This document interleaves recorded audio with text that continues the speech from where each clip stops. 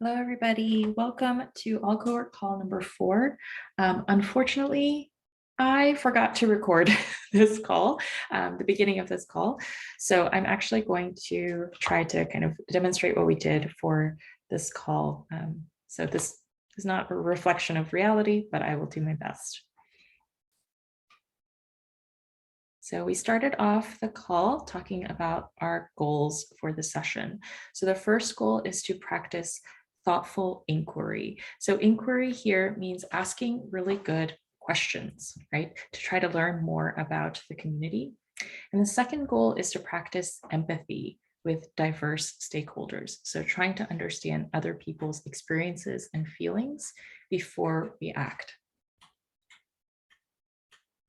Our agenda for the call is to first have an icebreaker, and then we are going to talk about a case study where people looked at a community with a lot of different stakeholders.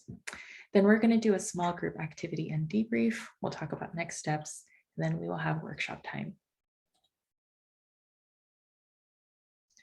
Then we played a really fun icebreaker. So we put people into mixed groups and asked people to find 3 things in common.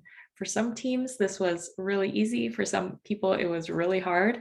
I know that the fellows and I, we really struggled with this activity. And we came up with things like, we all really like to eat rice more than bread or pasta. And we really like soup. But other teams came up with things that were a lot more interesting and hopefully got them to feel closer to one another. And the goal of this icebreaker was to kind of practice asking really good questions, right? So when you are with diverse stakeholders, one great way to gain empathy with them is to ask them lots of questions, observe them in their daily life, and maybe try to find areas of commonality. So if this is an icebreaker that you ever want to play with your team, it's definitely a fun one. The only rule is, try to think of things that are really unique and interesting, not something kind of obvious and boring, like we come from the same country. Then we dived right into our case study. So our case study that we talked about was about a product called a play pump. So it's a water pump, but it involves some kind of play. So the founders of the play pump, the creators of the play pump, they started off with this problem statement and guiding question. So they went into a lot of different communities in sub-Saharan Africa, and they saw that a lot of women were having to go and collect water, and it was really heavy, it was really far away. The water wasn't always super clean. And so the problem statement they wrote was, accessing clean water is physically hard on women in this community. And their guiding question was, how might water collection be less tiring and more joyful? So with this problem statement and guiding question in mind, they came up with this idea. So this is kind of the play pump setup. Okay. So we're going to watch a quick video that tells us a little bit more about Play Pump International. And as you watch this, I invited our participants to write down any stakeholders that they see. Okay, and then we would talk about it in a moment. So I'll play the video for you.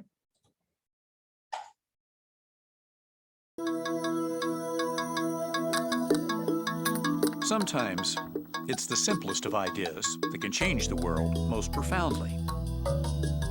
And sometimes it is the most challenging problems that can have the simplest solutions.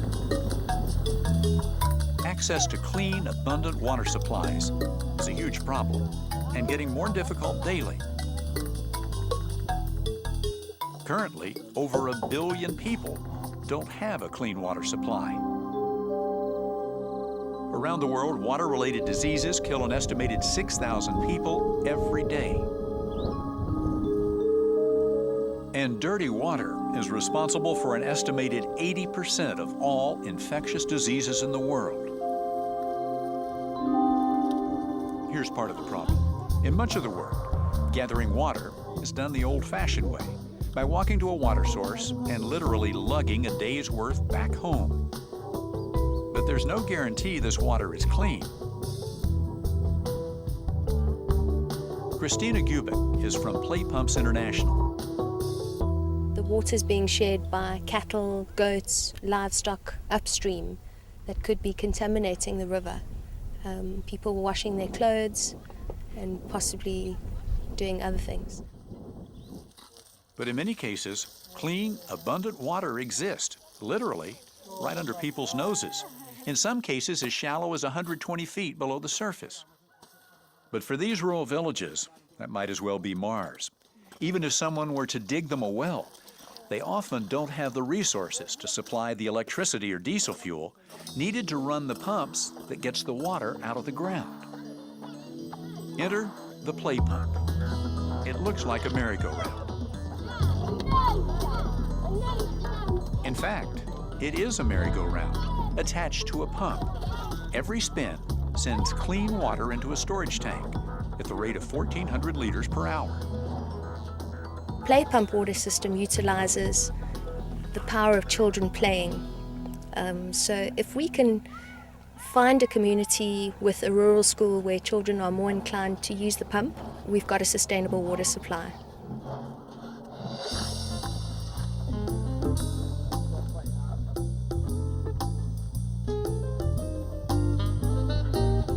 The pump takes about a day to assemble.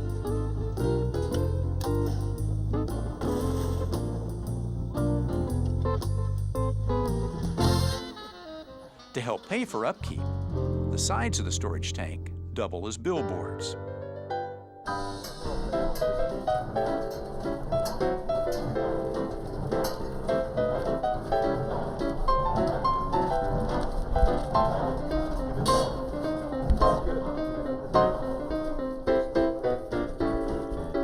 That's great. It took about 5 minutes of play, and now we got enough water to fill this bucket. The water tastes good. Drinkable. But that's not the only impact. Okay, so that was the video explaining the play pump and all of the hopes that they have for those communities. So in the chat, I invited folks to write in who are the stakeholders that you see in the video. Yeah, so Suzanne writes industry. Maybe could get a little more specific. What kind of industry? Aiko says local people. Again, you could get more specific. What kinds of local people? Different kinds of people there. Animals, definitely a stakeholder. Agriculture, yeah, plants could be a stakeholder. Local people have to struggle to get water. International play pump team. Children, so it's a kind of local people. The engineers and the workers that establish the projects, local families and households that'll use the water. Give you about 30 more seconds. Healthcare groups, interesting. So too notices some stakeholders maybe aren't showing up in the video, but they probably care because people maybe are not going to be as sick if they don't drink dirty water. Great observation.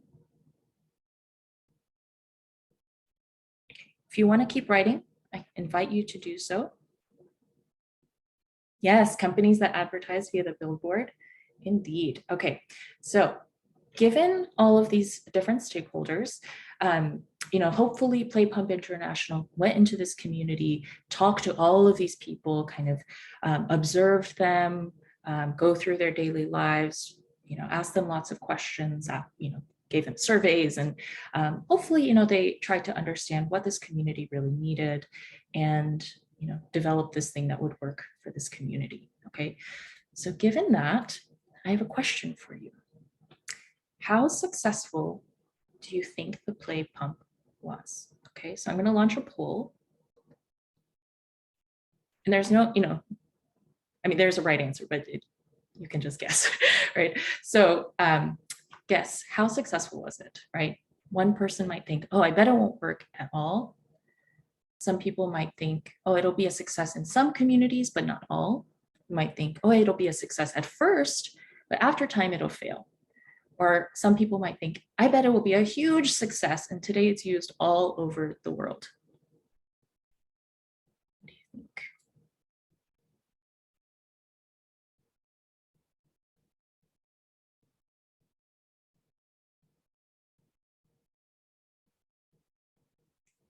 Okay, 30 more seconds.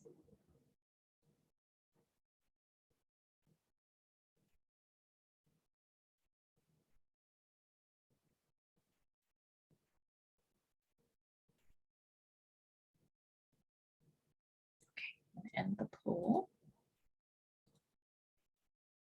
Okay, can you see the results? Can you see?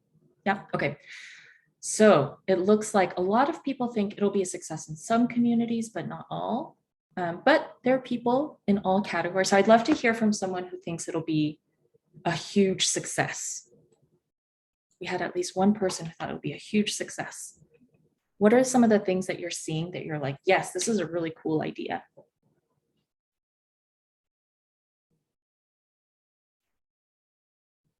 I know one person did. Do you want to share?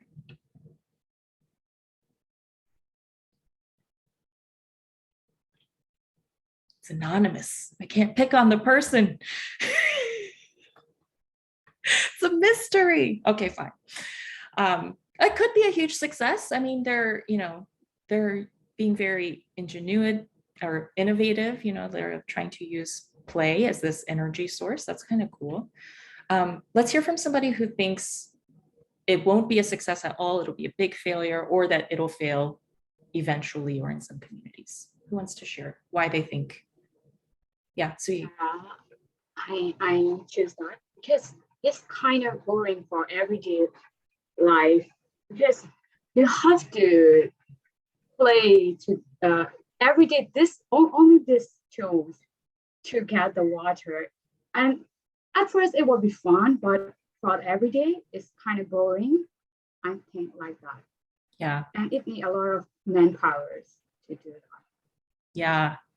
You are a child at heart. You know that, kids like to play with lots of different toys. Right? Yeah, that's great. Anybody else want to share why they picked the answer that they did? I think not every community has like a lot of children. So and what happens when they grow up? So then maybe lack of the one who use this pump. So I think it might not be work, but might be work at some particular community, but not all. Yeah, for sure. So it's not something that will work across the board. You imagine some old man playing on this merry-go-round. No, it doesn't work, right?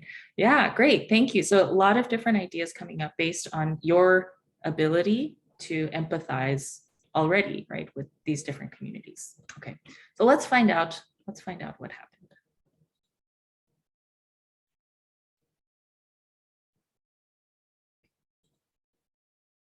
This work, the problem with the play pump, derives from my PhD research. This is actually a photograph I took in KwaZulu-Natal in South Africa. The play pump makes a really good object for understanding relationships between first world supporters of development projects and developing world users. It's a children's roundabout that pumps water to an elevated water tank, and there are billboards rented out on the water tank, and the income from that advertising is meant to fund the maintenance of the pump. It was a very popular project as it was portrayed in the media in Europe and America, and lots of people wanted to support and fund it. So it sounded great. Unfortunately, it doesn't really work very well on the ground. Children's play is not sufficient to pump enough water for their community, so adults end up turning the roundabout by hand, and that's actually a lot more difficult and less efficient than an ordinary hand pump.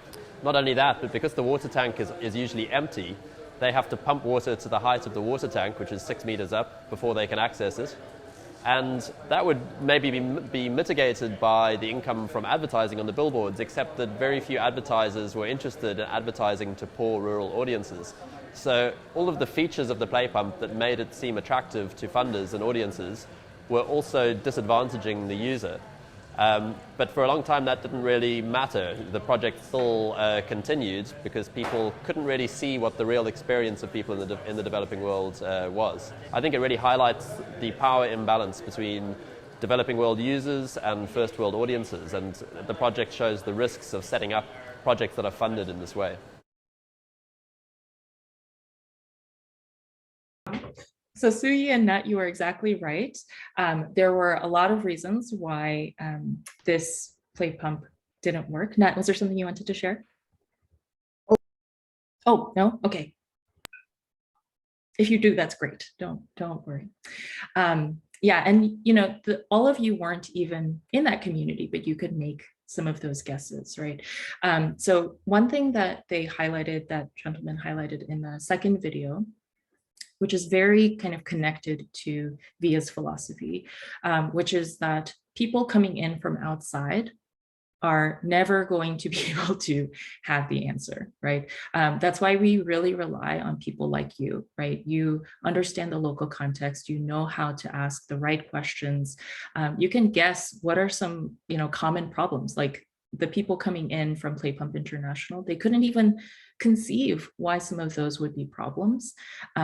The second thing that I want to highlight is that Play Pump International came in already with a solution in mind, right? They were very solution oriented rather than thinking more deeply about the problem and the people, right? We want to try to be really human centered in our solutions.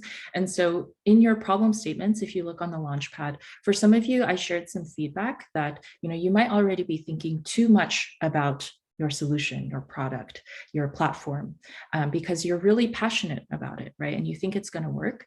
But I always encourage you to take a step back and try to keep your mind open to different possibilities for solutions, because we know that the world changes so quickly.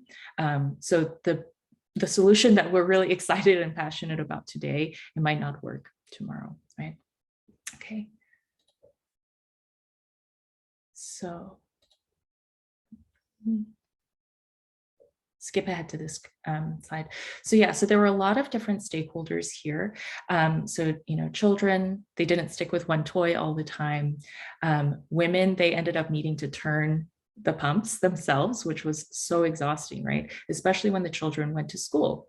The idea of this play pump being actually functional, it required children to be playing on this pump all day. But they have other things to do, right? They have to go to school. And also people in the community, some people just didn't like using this play pump. They preferred using an old-fashioned hand pump. So if you talk to stakeholders, you might find, there might be an innovation that's really cool, but they just have certain habits. There are certain things that they like to do, right? So you have to keep those things in mind as you're developing your solutions. Okay. I think that's where we are. Does anybody have any kind of thoughts before we go into our break? Any kind of reflections on the play pump case study?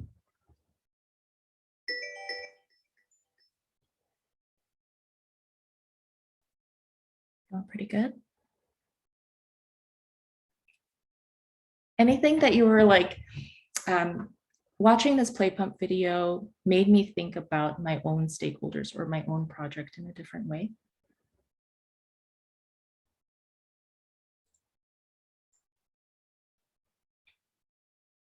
Well, one thing I think that I can think about is that like when we come up with a project, we just discuss with, with our colleagues, just like a few people. So it might not really affect the user who really want to use our product. So I think when we try to come up with the right solution for people, we should maybe like understanding the user in that, asking them a lot, and let create a prototype and make them try to use our product, and maybe get some feedback, and then like just like revise the product and develop it, more than just like doing one step at all and then just launch it. I think it might have a high probability that our product might not be fit with the user.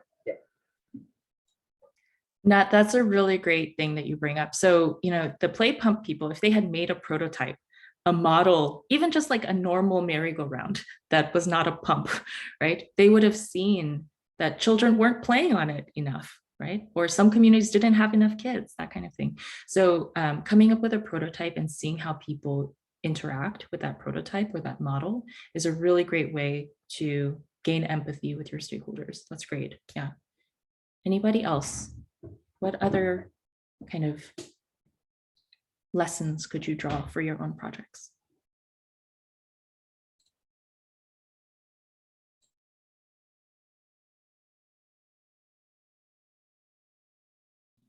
It made me think that we shouldn't do our project in a rush. Like we should be sure in from all point of view, from all point of perception. And yeah, just like Nat and you mentioned, we should like test out the protocol and the project because like the project is big and then it will take like at least 6 months or 1 year, and the time, the savings, the money, and the cost, everything will be wasted. So it's a really serious project, and every not just big project. I mean that every project should be done like efficiently, you know, after research and some kind of thing. We shouldn't just do it in a rush. So yeah, it made me thinking that way about my project too. But yeah. Yeah, I mean, a lot of you are working on like really big topics, right? Like, how can we get people who are ethnically and religiously diverse to, you know, come together and recognize that diversity is a powerful and positive thing? Like, that's so huge. So yeah, we have to be patient and take time. The other thing, Anjali, that you mentioned, that it reminds me of, like, you know, when you have this long-term project, you have to evaluate it constantly, right? It's not just like, oh, we do it in the beginning and we see if it's going well, and then, oh yeah, in the beginning it seems like it's going well, so we just keep going forever. No, right? We have to keep coming back. For the play pump, actually, it was really successful for a lot of communities. But for the communities where it was successful, the reason it stopped being successful was actually because the maintenance cost for the play pumps was too high. So even in these communities where it is a really good idea and it is working really well, it might not be working well over time, because we need to keep evaluating whether it's successful and provide resources when we realize that something's missing. Yeah, great. We have time for maybe one or two more comments. Anything else that you're thinking about?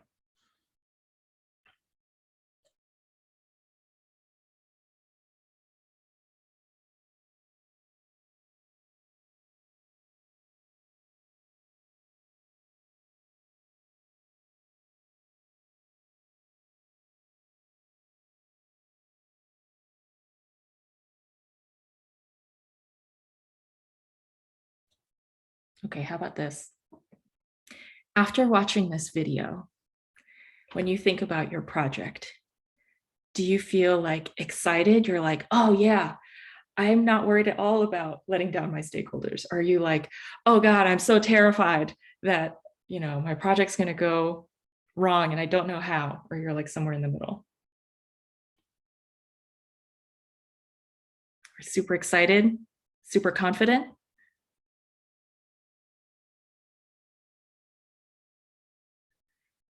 Super scared, super unconfident? How are we feeling? Somewhere in the middle is okay. Suzanne, somewhere in the middle. How about other folks?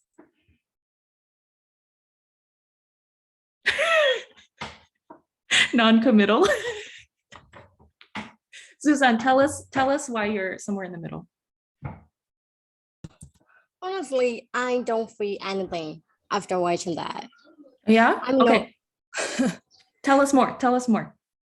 Yeah. I don't feel worried about my project. It might fail or it might succeed, but there are always solutions for both of them.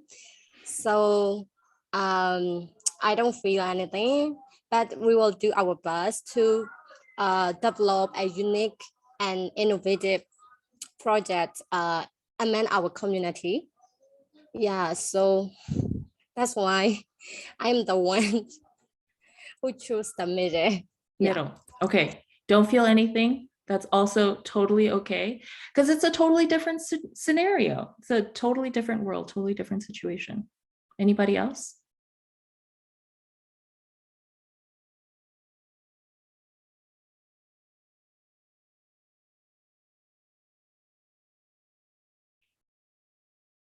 What I will say right now is that I am very, very confident that all of you will connect with your stakeholders. You will ask them questions, you will survey them, you will observe them, and you're going to be able to, find a solution that works well for your community. That is the reason why we selected you, right, as to be part of this accelerator. But of course, we want to highlight that there are a lot of risks, and there are a lot of blind spots that we have, right? So these are just things to kind of keep in mind, to be careful of as we move forward in our projects. But you're all going to do an amazing job. So don't worry, I'm confident. Okay, so with that, we are going to go on a quick 10-minute break. And when we come back, we are going to dive into our own, the stakeholder maps that you made for your own projects, okay? So with that, I will invite you to go get something to eat, go take a quick rest, and I'll see you in 10 minutes. I'm gonna lure people back with a siren song. I mean, share. You're gonna sing for us? Oh, no, that would cause people to leave. I'm not gonna do that, but oh, it's nice. Just gonna bring us in with this. Get us in there. Excellent. We're coming back. We're getting here. We're getting energized. Okay. Wonderful. Okay. I'm gonna zone it out for a second. We're gonna stop share. Looks like everyone is back. Okay, that's a little sample, the siren song, to bring us back. Also to keep me awake. I know many of you have just woken up. I've yet to fall asleep. So we are going to get started with, yes, I'll try to incorporate more music as time goes on. We're gonna get started now, and I'm gonna share my screen, and we're going to get into the presentation. Let's expand this and let's present it. Okay, so hello again, everyone. If you're all doing well, you enjoyed your break, you got your coffee, you got maybe a quick power nap, you feel prepared for the second half of the meeting. So building off of what we learned from the first half with the case study, we are gonna look a little bit more into the groups of stakeholders and the roles that they have in our projects. So we're gonna look at them, we're gonna see what we have came up with through our stakeholder maps and how they can apply to what we're gonna do in this next activity. But before we go into this, I do have a few questions about stakeholders and what they might look like for your group. So recalling the stakeholders that we discussed in the last meeting, we discussed children, we discussed community, we discussed women. Just kind of think about some questions that you might ask these stakeholders and how you might communicate with these groups if they were a part of your project. So are women included in the project that you're thinking of? Are general community members? Are children? What questions would you ask them for your specific group? So the reason why we want to do this is because we also want to highlight the importance of acknowledging stakeholders and understanding them through empathy. So empathy is something that you've probably heard before, but to kind of break down what this is, empathy is the ability to understand and share the feelings of another. So it's the idea of stepping into someone's shoes and understanding their perspective. Not just feeling or sympathizing, as we see here, sympathy, not just sympathizing with their situation, but trying to understand and share that feeling that they may have. So why this is important is because when we are talking about stakeholders, we want to make sure that we understand who they are, where they're coming from, and what they might be feeling to truly address the problem statement and the issue that we are trying to with our projects. So going into our next slide here. So our activity that we're going to have in the next slide, you will see it will be breakout rooms. These will be small groups with your specific groups, your specific teams. So everyone from GZ Youth will be with GZ Youth. Everyone from We Are One will be with We Are One. And essentially the goal of this is to just become more aware of the types of stakeholders we might interact with in our communities, why we are doing this. So The why of this is to really understand the unique needs that each stakeholder group might have, and also to empathize with them, to really think about what they truly need and to relate to them on that level. That will build stronger connections, and that will make our project feel more connected to the overall community we're working with. So in a moment, we will break out into breakout rooms, which I believe Yuki is making for us. So thank you, Yuki. And once we break out into these breakout rooms, we will have each group in their own room, one fellow in each room, and 15 minutes. There you will share your stakeholder map that you just completed, and you will have the opportunity to talk about these stakeholder maps. So kind of thinking about how we saw the plate pump. If we want to avoid the problems that we saw there, I think it's important to identify those relevant stakeholders and brainstorm how to better understand them and their lives, and also what motivates them. So the goal of this activity, we're going to find a stakeholder on your map, either through sharing your screen, either the fellow will share the screen or one of you in the group can share the screen, identifying one or two stakeholders you might really want to get more in detail with, and then trying to see those empathy elements. So some of the questions we might ask ourselves, if we had a stakeholder that was a community leader, for example, maybe we want to know the purpose of their role in your project. Or maybe if you had an investor or a sponsor in your project, what would be their role in your map? Or even young adults, young professionals like yourself, what is your role in this project? So going into that, while you're there, hopefully you'll be able to share your screen or someone in your group can. These questions will be something that you can utilize to lead the conversation, or you can talk about things that you might personally feel is more relevant to your stakeholder map. Pause the share just briefly.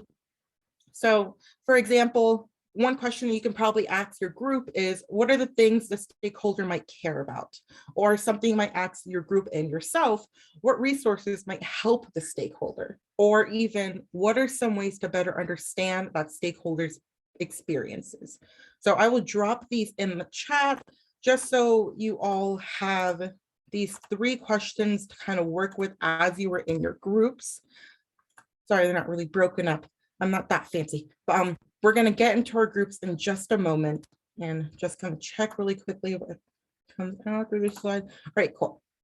So we're going to break up into our groups just a moment. I believe how the groups will work is that we will have Mind Project with group 1, and they will be with the wonderful Carrie. Then we have We Are One, and they will be with the wonderful Hannah. And then so that was group 2. Group 3 will be One of Us, and they will be with the wonderful Laura. And then we have the Sun CR, and they will be group 4, and they will be with the wonderful Style. And then I will be with the GZ youth, who are wonderful. So we're all wonderful. So that is going to be the breakdown of everything. Are there any questions before we get into this? Maybe take some time to pull up your stakeholder maps if you haven't already. I'm going to stop my share because I can see everyone. So we'll do that.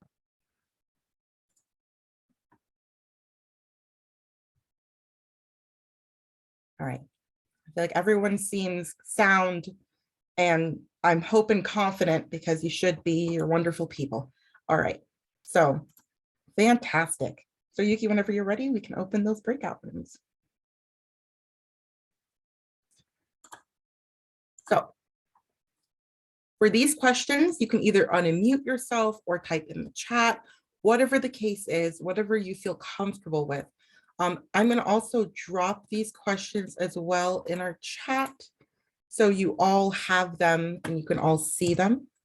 So the first question here is, in our discussions, was there anything that interested you while you were discussing your team? Well, discussing with your team?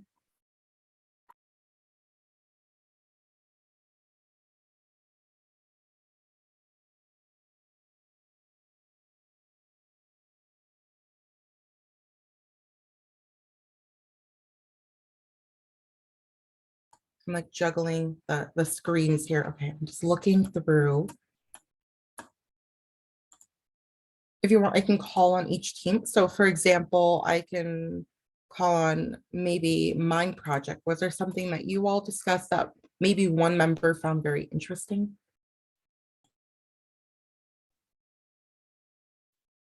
Okay, so actually about the project, the discussion is quite interesting when we discuss about when we're trying to do the stakeholder map in the previous day. We discussed with my colleague Mike, and we surprised that we never thought about this before in terms of the bigger perspective, like a bird eye view about who is related to our project and the product. And we found that there are a lot more of the stakeholder than I thought in the beginnings. But I just also realized that okay, it at this stage of product development will require to pay attention differently to the stakeholder that we are need to interact with.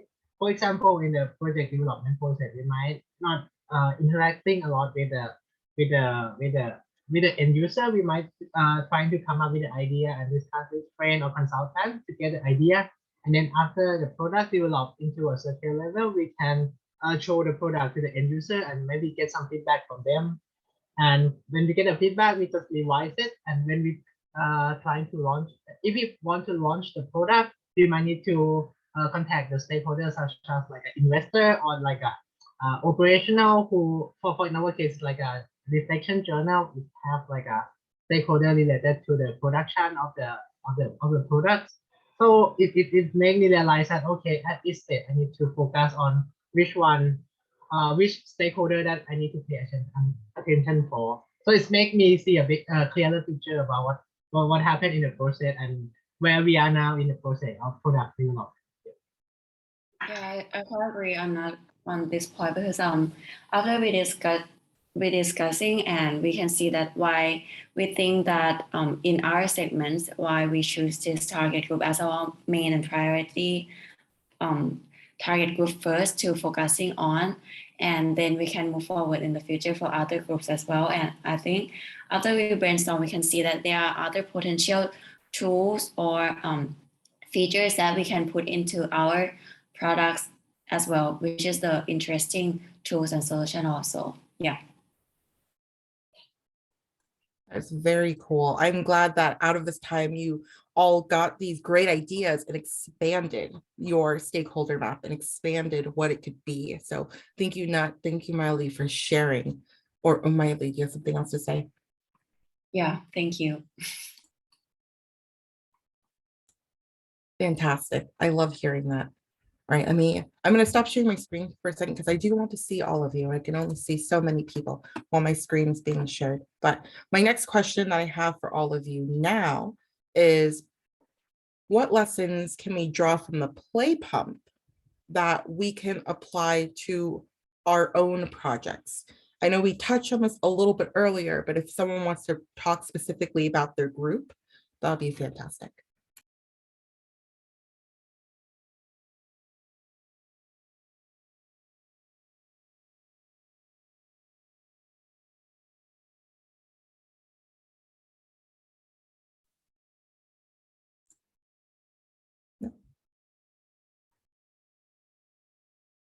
Oh, Sue Yi, we can't hear you.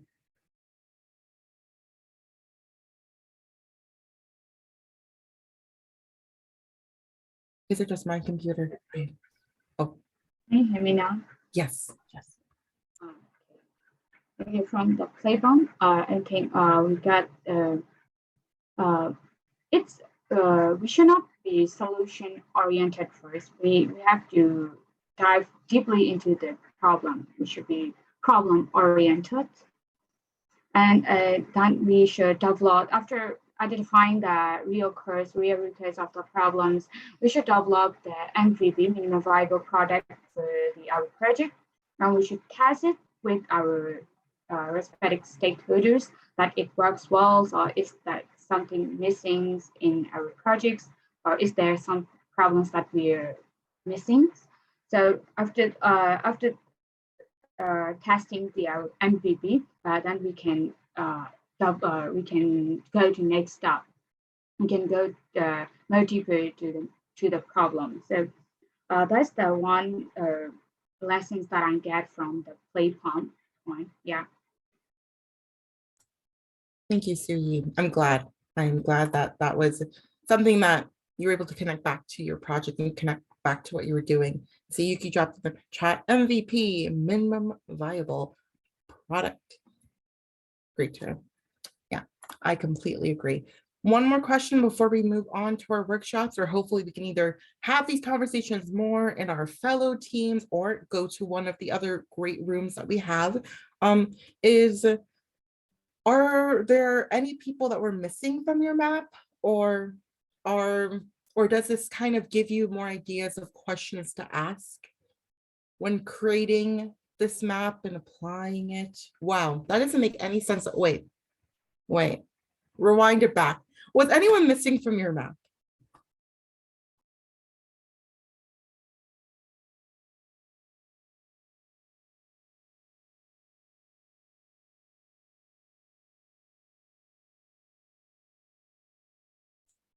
Okay, I'm seeing some no's. It's okay. If that's you, I mean, you don't know what you don't know, and you know, we thought of everyone we knew, so it's okay. Things can always be added later. Thank you all. I hope you all had some time to think about this and can apply this later. I will pass this on to Style to go over our next steps for next week. Thank you. I am going to share for the next step. So like before we go to shops, I'm going to share the next step. So with me, upcoming week, we are going to learn about the theory of chain. So as a team, so you are to design your theory of chain. So a theory of chain is a way to visualize your team's big ideas. It means to get people excited and learn more about your project. To learn what a theory of chain is, and like click through this presentation to make improvement to it. So as an individuals, so you need to prepare a quick pitch for the next Oracle call. So a quick pitch, like a theory chain, like you just need to like explain a quick explanation of your big idea. Is you might explain your project and investor or sponsor in 3 minutes, or how you might explain your project at networking event. So also know like as a elevator pitch as well. So it's also preparation of your speakers session at the end of the program aspect. So you all need to, each of you should prepare a quick pitch for our next alcohol call. We are looking forward to your quick pitch for next week. And so that's all for the next step. Of course, like as usual, they will have a weekly, as an individual, you will have a weekly reflection. You all just need to reflect on the week. Are there any questions before we go to the watch time?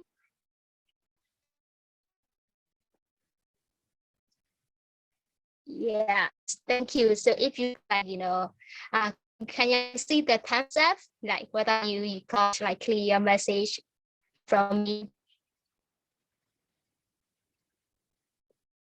Yes, thank you.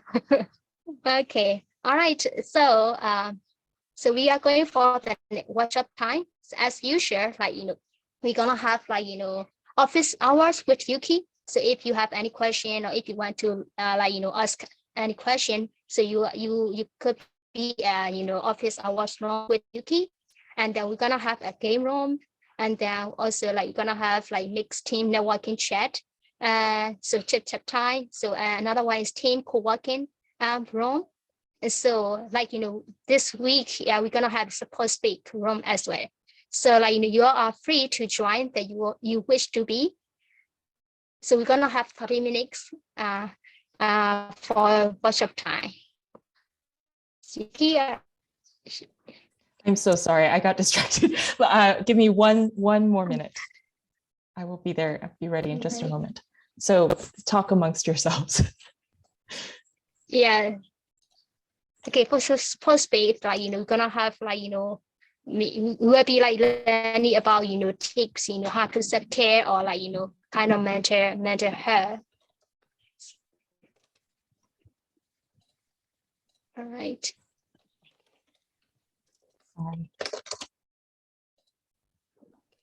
Almost there. Anyone Before we have? go to the workshop, yeah, the background. So I really enjoy, of time. We got to learn more about each other. Okay, sorry about that. I am ready. So yeah, so I will open up the rooms. And in case you couldn't hear it very clearly, the support space is a new room for, kind of emotional support, if that's something that would be helpful to you. Okay, I'm going to open the rooms.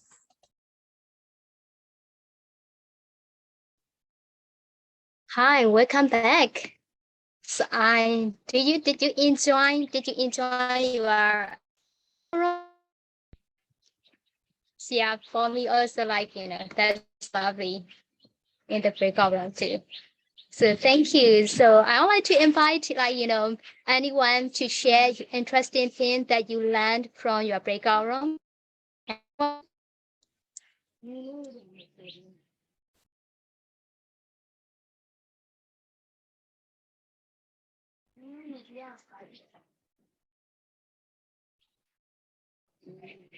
If not, I will start first. So, I was in there supposed to Carrie and two Franks in the room. Sorry, I don't remember the names. My bad.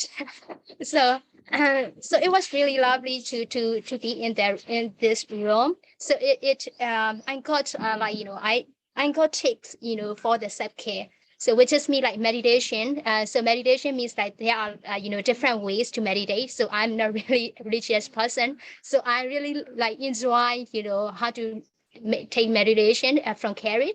And so I'm gonna practice before I go back to the bag every night. So another one is what we are grateful for. We just write down on the paper, and also what we value or inspire.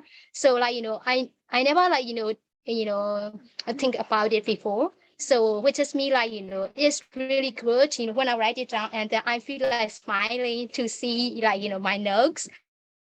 It'd be great I could in my room so that I could get a kind of positive energy by seeing that. So yeah, that's the thing that I learned from my room. So but of course I also want to learn and hear from others that they go wrong, so they will have interesting things as always. Would like to share.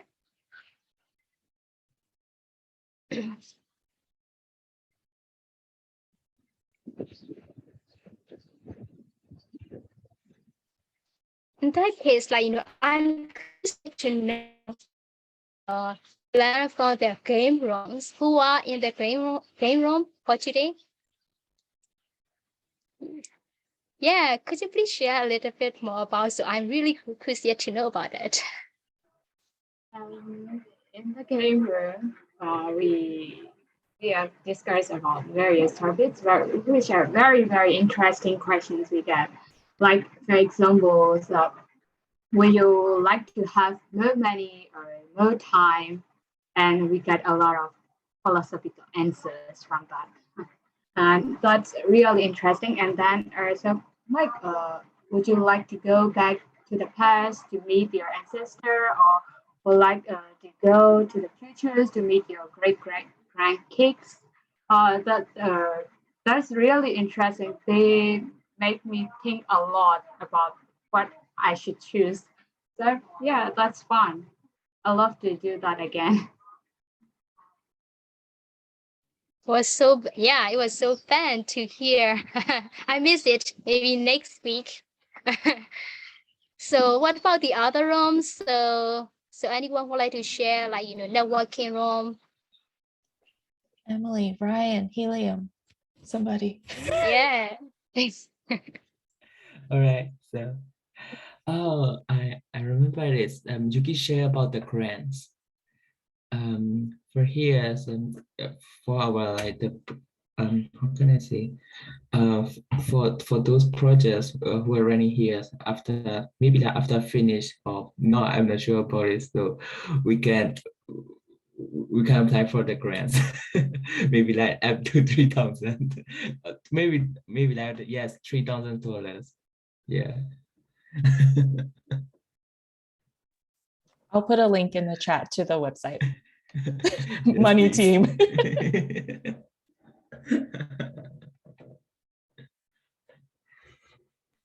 Yes, I saw the chat also, like, thank you, Ryan, to share, from your background. So like, I saw the chat, like, there's a topics for debate. I'm also interested to join it too. maybe next week for workshop time, maybe teen time for the debate time. We could do that for next week. Yeah. Thank you so much, everyone. I really hope, like, so it's already 10:32. So I really hope, you have learned something new and interesting thing, from not only from their, like, presentation, but also for the break workshop time as well. So also, of course, like as you share, you could learn something new, interesting thing from your friends as well. Thank you so much for joining today, and we really appreciate it. And we'll see you next week. Before we leave, are there anything that you would like to ask? Sorry. No, Susan, just okay. Thank you. Then we'll see you next week. See you next week, Bye-bye. guys. Love you. Have a great Bye. weekend. Thank you. Thank you.